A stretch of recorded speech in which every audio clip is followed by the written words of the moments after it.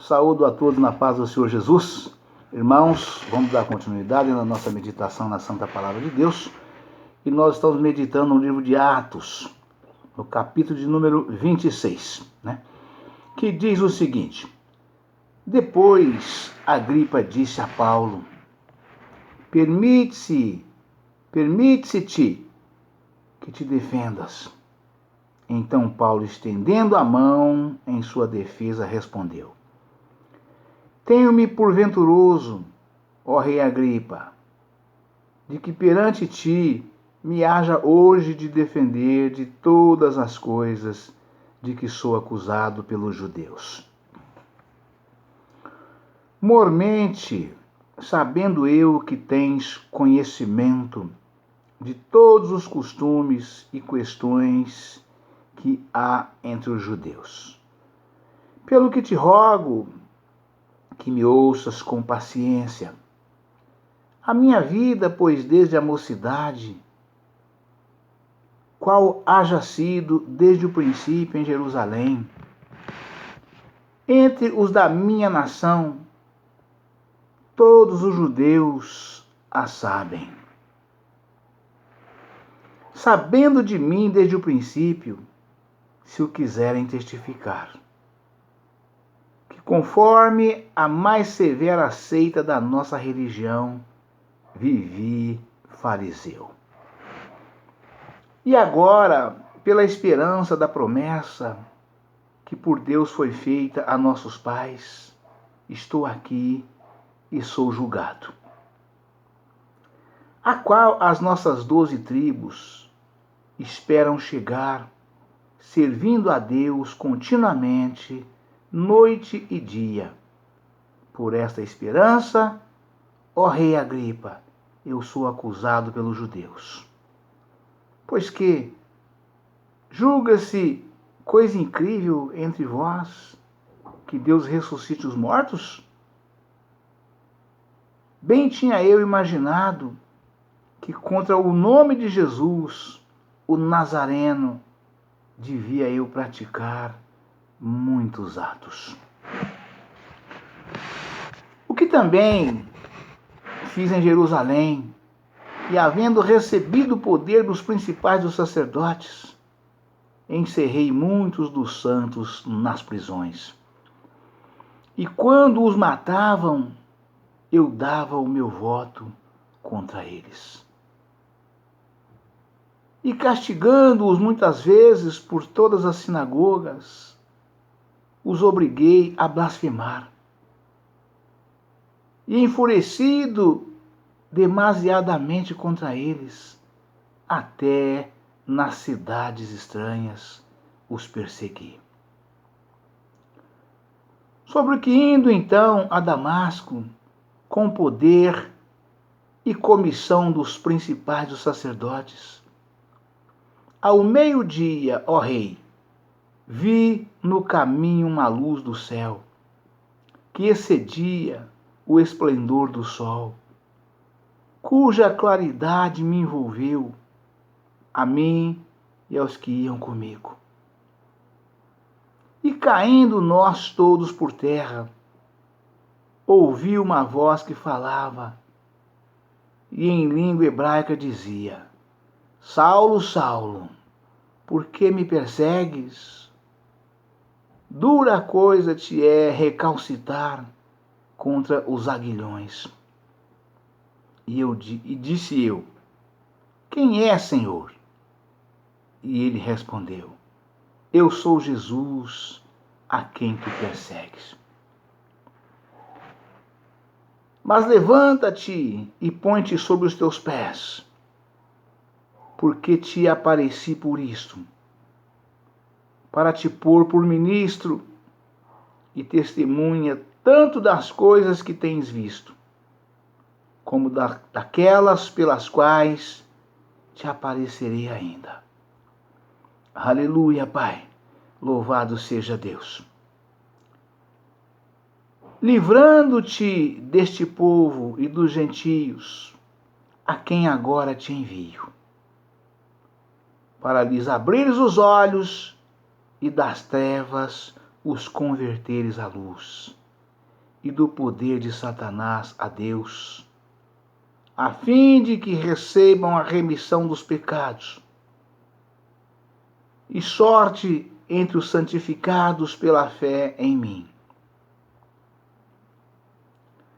Pelo que, ó rei Agripa, não fui desobediente à visão celestial. Aleluia, Pai. Louvado seja Deus. Glória a Jesus. Antes, anunciei primeiramente aos que estão em Damasco e em Jerusalém e por toda a terra da Judéia, e aos gentios que se emendassem e se convertessem a Deus, fazendo obras dignas de arrependimento. Por causa disto, os judeus lançaram mão de mim no templo e procuram matar-me. Mas alcançando o socorro de Deus, ainda até ao dia de hoje permaneço, dando testemunho tanto a pequenos como a grandes, não dizendo nada mais do que o que os profetas e Moisés disseram que devia acontecer. Isto é, que o Cristo devia padecer, e sendo o primeiro da ressurreição dos mortos, devia anunciar a luz a este povo e aos gentios. Aleluia, Pai. Louvado seja Deus. E dizendo ele isto em sua defesa, disse Festo em alta voz: Estás louco? Estás louco, Paulo? As muitas letras te fazem delirar. Mas ele diz: Não deliro, ó potentíssimo Festo. Antes digo palavras de verdade e de um são juízo. Aleluia, Pai. Louvado seja Deus. Porque o rei, diante de quem falo com ousadia, sabe estas coisas, pois não creio que nada disto lhe é oculto, porque isto não se fez em qualquer canto. Crês tu nos profetas, ó rei Agripa? Bem sei que crês. E disse Agripa a Paulo: Por pouco me queres persuadir a que me faça cristão? E disse Paulo: Porventura, provera a Deus que, ou por pouco ou por muito, não somente tu, mas também todos quantos hoje me estão ouvindo, se tornassem tais como eu sou, exceto estas cadeias. Dizendo ele isto, se levantou o rei e o governador e Berenice e os que com eles estavam assentados. E apartando-se dali, falavam uns com os outros, dizendo: Este homem nada fez digno de morte ou de prisões. E Agripa disse a Festo: Bem podia soltar este homem, se não houvera apelado para César. Amém, irmãos? Aleluia, Pai. Louvado seja Deus. Aleluia, Pai. Santo é o teu nome, Senhor. Irmãos, então aqui nós vemos, né? Essa situação de Paulo, né? Era simples e complicada ao mesmo tempo. Porque as pessoas que o acusavam não queriam conhecer a verdade, e sim se livrar de Paulo, porque Paulo pregava a verdade. Paulo tinha um grande poder de persuasão, né? Um grande poder de convencimento, né? Dado e usado pelo Espírito Santo do Senhor. As pessoas o ouviam, entendiam, recebiam aceitava e se convertia a Cristo. E os gentios, as pessoas ímpias, cada vez era um número menor, porque se convertiam, aceitavam Jesus e passavam a viver em novidade de vida. E é isto que realmente deixava eles completamente alucinados pela eliminação de Paulo. Porque eles viam cada dia aqueles que faziam a vontade deles, né? Diminuindo a quantidade. As pessoas se convertendo, aceitando a Jesus, aceitando a Cristo, indo para a igreja evangélica, a igreja de crente, a verdadeira, a primitiva, né? Porque os apóstolos, foi eles que implantaram a primeira igreja de Cristo.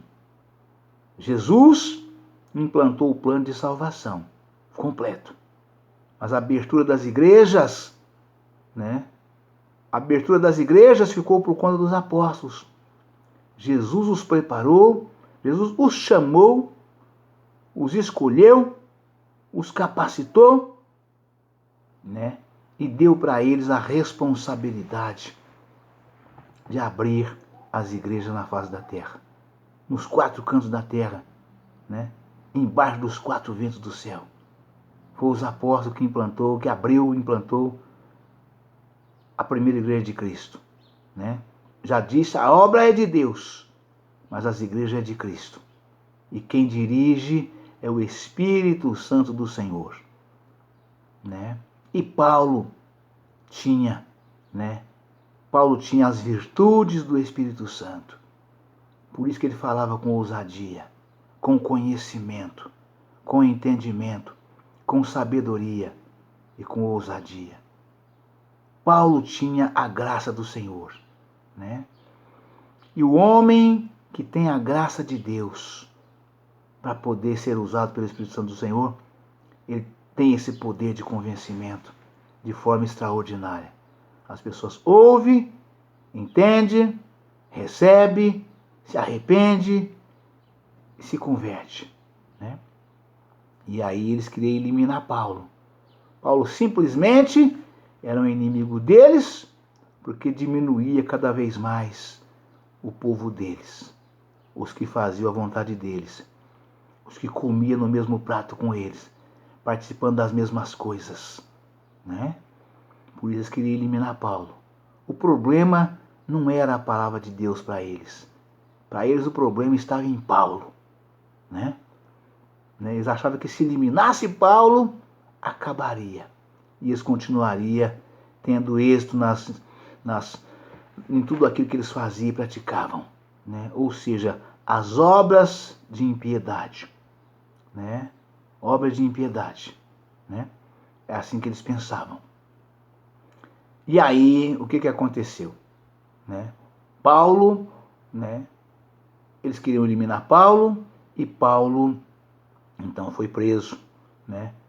O rei, né, o Félix, prendeu Paulo para livrar Paulo da morte, né? E aí foi avisado, não era rei, né? Era o tribuno Félix, né? E foi avisado que armavam ciladas contra Paulo, queria que ele convocasse Paulo novamente da prisão para vir novamente ao tribunal para prestar depoimento, para que eles eliminassem ele no caminho, ou mesmo depois que já estivesse lá, antes do tribuno chegar, né? E Paulo, sabendo disso, avisado pelo filho da sua irmã, né? Isso não foi permitido.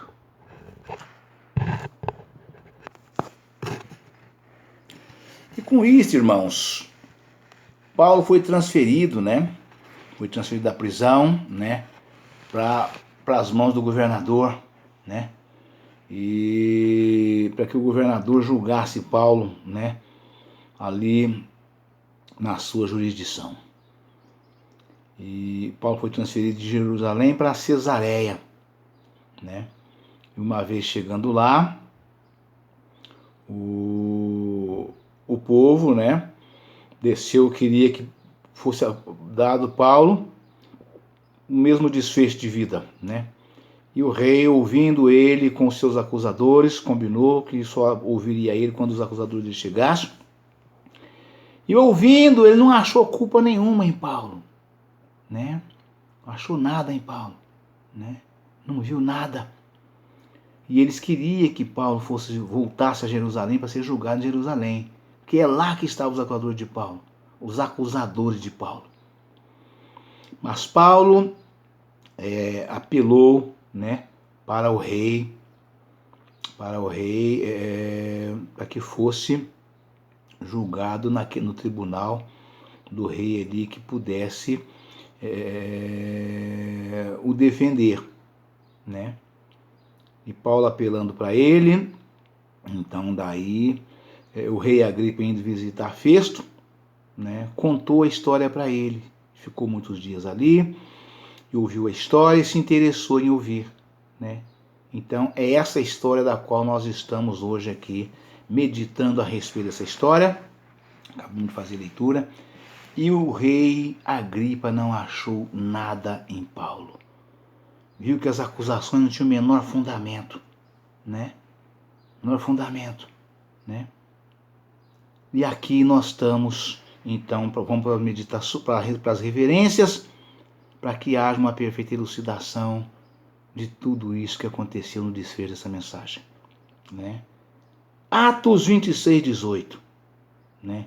Que está escrito o seguinte: para lhes abrir os olhos e das trevas os converteres à luz, e do poder de Satanás a Deus, a fim de que recebam a remissão dos pecados, de sorte entre os santificados pela fé em mim. Paulo fez esse discurso em sua defesa, né, do qual Jesus lhe apareceu e falou para ele essas coisas todas, né? A comissão divina de Paulo. Este versículo é uma declaração típica feita pelo Senhor Jesus daquilo que ele quer realizar através da pregação do Evangelho aos perdidos. E lhes abrir os olhos. Satanás cegou a mente dos perdidos para não verem a realidade da sua condição de perdidos, que perecem, nem a verdade do Evangelho. Ou seja, Satanás cegou a mente das pessoas,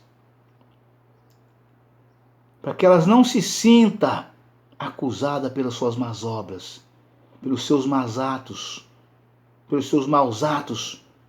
pelas suas más atitudes. Acham que é normal tudo aquilo que faz, a vida que levam. Acham que isso é normal, faz parte da vida. Mas são pessoas cegadas pelo poder de Satanás. E também para que não entendam a palavra que é pregada e com isto venha se converter a Cristo, né? Este versículo é uma declaração típica feita pelo Senhor Jesus daquilo que ele quer realizar através da pregação do Evangelho aos perdidos. Lhes abrir os olhos. Satanás cegou a mente dos perdidos para não verem a realidade da sua condição de perdidos, que perecem, nem a verdade do Evangelho. 2 Coríntios, capítulo 4, versículo 4.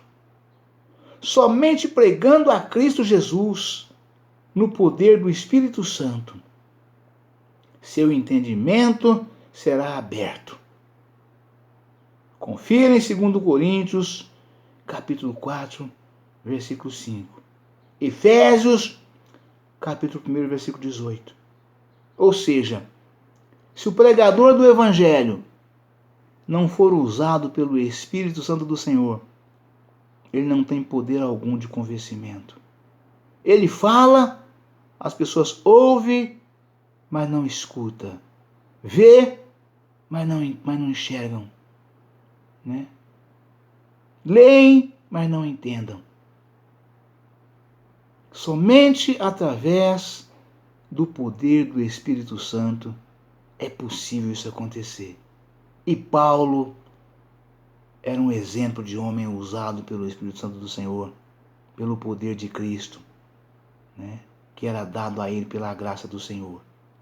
Por isso se convertiam tanta gente ao Evangelho de Cristo, como todos os 11 apóstolos, né? Também antes de Paulo e durante, da mesma forma, né? Os converteres do poder de Satanás a Deus. Satanás é o governante deste mundo. E todos que não têm Cristo estão sujeitos ao controle de Satanás e escravizados pelo seu poder. Vou ler de novo. E todos que não têm Cristo estão sujeitos ao controle de Satanás e escravizados pelo seu poder. Aleluia, Pai. Louvado seja Deus. O espírito de Satanás age em todos os pecadores, ou seja, nos filhos da desobediência. Confira em Efésios, capítulo 2, versículo 2. Vou ler de novo. O espírito de Satanás age em todos os pecadores, ou seja, nos filhos da desobediência.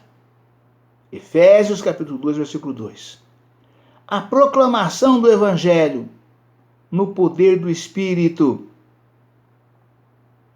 libertará o homem e mulheres do poder de Satanás e os colocará no reino de Cristo. Ver em Colossenses, capítulo 1, versículo 13. 1 Pedro, capítulo 2, versículo 9. Vou repetir. A proclamação do Evangelho no poder do Espírito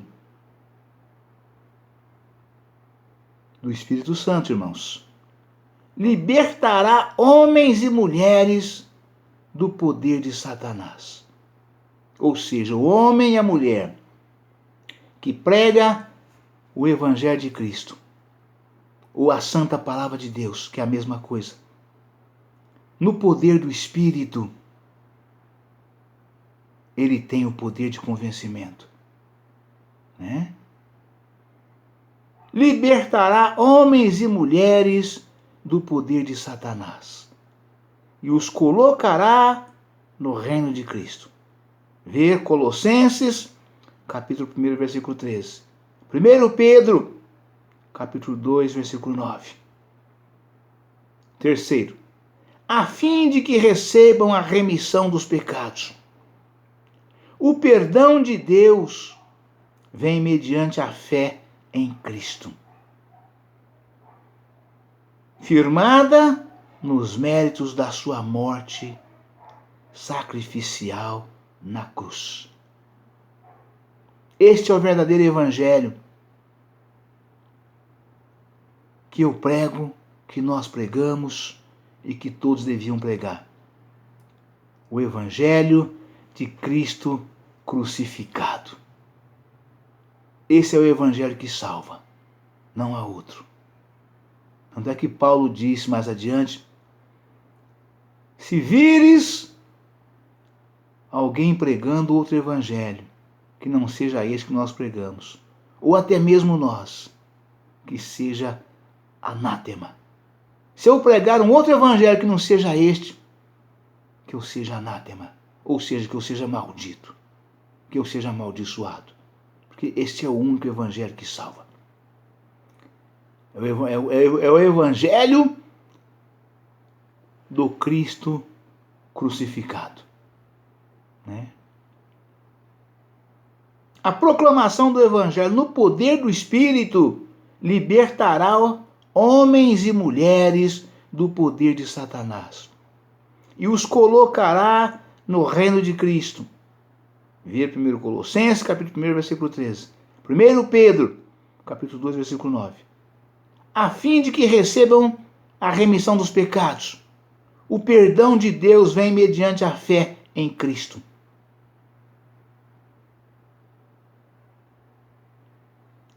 Firmada nos méritos da sua morte sacrificial na cruz.